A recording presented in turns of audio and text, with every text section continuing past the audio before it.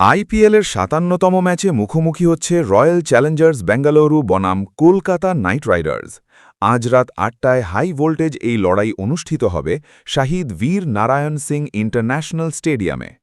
রায়পুরের এই উইকেট শুরুতে ব্যাটিং সহায়ক হলেও সময় গড়ালে ধীর হয়ে আসে, ফলে নতুন বলে পেসাররা সুইং পেতে পারেন আর মাঝের ওভারে স্পিনাররা ম্যাচে বড় প্রভাব ফেলতে পারেন। তাই পাওয়ার প্লে ও ডেথ ওভার দুই সময়টাই হবে ম্যাচে আসল টার্নিং পয়েন্ট। আরসিবি সাধারণত টপ অর্ডারের দ্রুত রান তোলার ওপর ভর করে বড় স্কোর দাঁড় করায় এবং ডেথ ওভারে ইয়র্কার ও ভেরিয়েশন দিয়ে প্রতিপক্ষকে চাপে রাখে। মিডল ওভারে স্পিন দিয়ে রান রেট নিয়ন্ত্রণে রাখাই তাদের পরিকল্পনা। অন্যদিকে কেকেআর আগ্রাসী শুরু ও বৈচিত্র্যময় বোলিংয়ের জন্য পরিচিত। শুরুর দিকেই আক্রমণাত্মক ব্যাটিং করে ম্যাচের গতি নিজেদের দিকে টানতে চায়, আর মিডল ওভারে স্পিন আক্রমণ দিয়ে প্রতিপক্ষ ব্যাটারদের পরীক্ষা নেয়।